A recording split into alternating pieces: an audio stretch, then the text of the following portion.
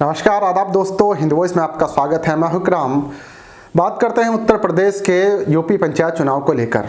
UP panchayat का result आ चुका है और इसमें यहाँ पर आपको एक चीज़ देखने को मिली होगी कि ज़्यादातर जिलों में बीजेपी को करारी हार का सामना करना पड़ा है। बीजेपी के वो बागी नेता जिन्होंने पार्टी छोड़ी वो भी निर्दलीय जीत गए हैं, लेकिन भाजपा से जीत नहीं पाए। इसके अलावा समाजवादी पार्टी ने भी अच्छा किया है, बसपा ने भी अच्छा किया है और ज़्यादातर जो सीटों पर कब्जा किया है वो निर्दलीय ने किया है। तो एक अपने आप में बड़ी बात थी, जहां उत्तर प्रदेश में भाजपा ये दावा करती है कि यहाँ पर सब कुछ ठीक है, चाहे कोरोना काल ये चल रहा हो इसमें सब कुछ ठीक है, चाहे हमारा शासन हो, चाहे उत्तर प्रदेश में क्राइम रेट कम है, इसमें सब दावा करते हैं। और योगी आदित्यनाथ इस बात का दावा बार बार करते हैं, चाहे वो बंगाल में जाकर करें, कि उत्तर प्रदेश में महिलाओं की सुरक्षा को लेकर हम कितने चिंतित हैं और हम उत्तर प्रदेश में अपराधियों को छोड़ते नहीं हैं, उन्हें बख्शते नहीं हैं। वहां पर भी जाकर ऐलान किया था कि 2 मई के बाद टीएमसी के गुंडे भीख मांगेंगे जान की। ये तमाम दावे किए, लेकिन जब पंचायती चुनाव का रिजल्ट आया, जिससे ये कहा जा रहा था कि ये सेमीफाइनल है विधानसभा का, क्योंकि अगले साल इन दिनों में हमें विधानसभा का चुनाव देखने को मिलेंगे और इसमें ये दावा किया जा रहा था कि भाजपा यहाँ पर अच्छा प्रदर्शन करेगी, लेकिन भाजपा की नींद खराब कर दी है इन पंचायती चुनाव रिजल्ट ने।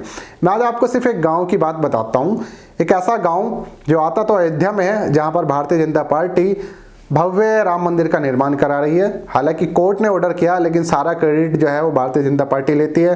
प्रधानमंत्री खुद गए थे और एक तरफ से भाजपा के जो कार्यकर्ता हैं और जो एक तरह से भक्त जिन्हें कहा जाता है, वो ये कहते हैं कि भाई जो है अयोध्या तो पूरी तरह से एक वक्त भगवा रंग में रंगी हुई है। यहाँ का पर मैं आपको एक गांव की छोटी सी मिसाल देता हूँ कि भाईचारे की जो मिसाल दी जाती है वो यहाँ से आपको देखने को मिलेगी। या फिर आप ये कहिए कि ईमानदारी और किसी के अच्छे जो विचार हैं, अच्छा व्यवहार है, उसके कारण चाहे वो अकेला इंसान हो, वो अपनी पहचान बना लेता है। एक ऐसे गांव के बारे में बताऊंगा जो है तो हिंदू बहुल्य गांव, लेकिन यहाँ से प्रधान चुना है एक मुस्लिम को, और वो भी हाफिज को, जिनकी दाढ़ी और टोपी पर पिछले साल न जाने कितने सवाल खड़े किए। अगर वो जमात से ताल्लुक रखता था तो उसे खेतों में ले जाकर पीटा गया, उसे एक इस तरह से देखा गया कि ना जाने ये कौन है, चलता फिरता कोरोना बम है, क्योंकि हेडलाइंस जो गोदी मीडिया दिखा रहा था लोगों के दिमाग में वही छाप छोड़ रहा था। लेकिन आज भी समझदार लोग हैं, आज भी इन नफरती चिंटुओं की संख्या बहुत कम है उनके सामने जो अच्छे इंसान है। तो मैं आपको एक गांव की बात बताता हूँ। एक गांव है जिसका नाम है रजनपुर, अयोध्या में आता है, मऊ ब्लॉक में आता है। तो यहाँ पर एक शख्स हैं जिनका नाम है हाफिज अजीमुद्दीन। गांव वालों ने इन्हें अपना प्रधान चुना है। क्यों चुना है, जरा ध्यान से सुनिएगा। देखिए, जैसे चुनाव चल रहे थे और चुनाव में बहुत सारे उम्मीदवार जो प्रधान पद के पर अपनी दावेदारी ठोक रहे थे, वो मतदाताओं को रुझाने के लिए जात मजहब के नाम पर वोट मांग रहे थे। तो कई उम्मीदवार पैसा खर्च कर रहे थे, जैसे आम चुनाव पर होता है, और कुछ उम्मीदवार दारू शराब ये सब भी चीज़ें चली। लेकिन हालांकि इस बार प्रशासन थोड़ा सख्त था, तो इन चीज़ों का जो इस्तेमाल हुआ वो बहुत ही कम हुआ, या कहीं कहीं तो बिल्कुल भी नहीं हुआ। अब अगर मैं आपको इस गांव की बात बताऊं, जिस गांव में ये हाफिज अजीमुद्दीन जीत कर आए, ये सिर्फ एक ही घर है इस गांव के अंदर, मुस्लिम संप्रदाय का, यानी मुस्लिम से ताल्लुक रखने वाली सिर्फ एक फैमिली थी। और इसके अलावा 8 मतदाता यहाँ से चुनाव मैदान में थे जो हिंदू से आते थे, हिंदू कम्युनिटी से। लेकिन उसके बाद एकमात्र मुस्लिम हाफिज अजीमुद्दीन खां जो चुनाव लड़ रहे थे वो चुनाव जीत जाते हैं। लोगों का यह कहना है कि हमने इनके व्यवहार, कर्मठता तथा ईमानदारी को पैमाना मानते हुए अजीमुद्दीन खां को अपने ग्राम पंचायत का प्रधान चुना है। तो गांव वालों का ये कहना है कि इनकी ईमानदारी हमें भा गई। 8 उम्मीदवारों में से एक अकेले शख्स ये भी खड़े थे, और बाकी उनमें से कुछ पूर्व प्रधान भी थे, कुछ की अच्छी दावेदारी भी थी, कुछ जो है पैसे वाले भी थे, कुछ रसूखदार भी थे।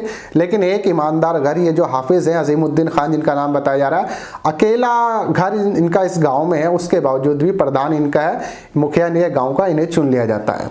तो ये मिसाल है, ये उस भारत की मिसाल है जो जाना जाता है अपने भाईचारे के लिए, मोहब्बत के लिए, जो सदियों से साथ रहते हुए लोग आ रहे हैं। ये उसके एक जीता जागता आज के टाइम पे भी मिसाल है। और ऐसा नहीं अकेले हैं, अकेली मिसाल है, आए दिन आपको ऐसी मिसाल देखने को मिल रही होगी। ऐसे कोरोना टाइम में भी आप लोग देख लीजिए, जहां मुसलमान शमशान घाट में अंतिम संस्कार करा दे रहा है, जहां मुसलमान कंधे से कंधे मिलाकर चल रहा है लोगों के साथ, आज के टाइम में जिनके परिजन अस्पतालों में छोड़कर भाग गए, वहां पर मुसलमान जो एक्टिविस्ट हैं वो पहुंचकर उनकी मदद कर रहे हैं। दोनों समुदाय से कर रहे हैं, लेकिन जो नफरत करने वाले लोग थे इस वक्त उनके मुंह पर तमाचे पे तमाचे पड़ रहे हैं। और ये एक जो मिसाल सामने आई है, इसकी चर्चा बहुत दूर तक गई है।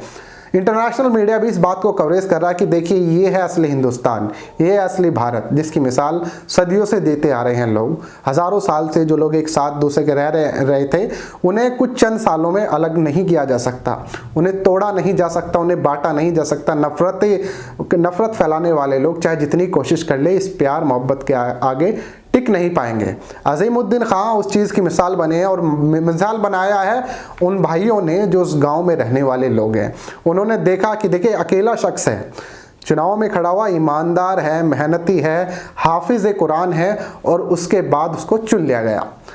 आप लोग इस खबर को ज़्यादा से ज़्यादा शेयर कीजिएगा दोस्तों, क्योंकि एक मिसाल है, और मैं चाहता हूँ कि मिसाल हर घर में पहुँचे, हर उस शख्स तक पहुँचे जिन लोगों ने आज के टाइम पे एक कम्युनिटी से नफरत काम करने का ठेका उठा लिया था, जो अभी भी लगातार सोशल मीडिया के माध्यम से जहर उगलते रहते हैं। इस खबर को ज़्यादा से ज़्यादा शेयर कीजिएगा। मिलते हैं किसी और एपिसोड में।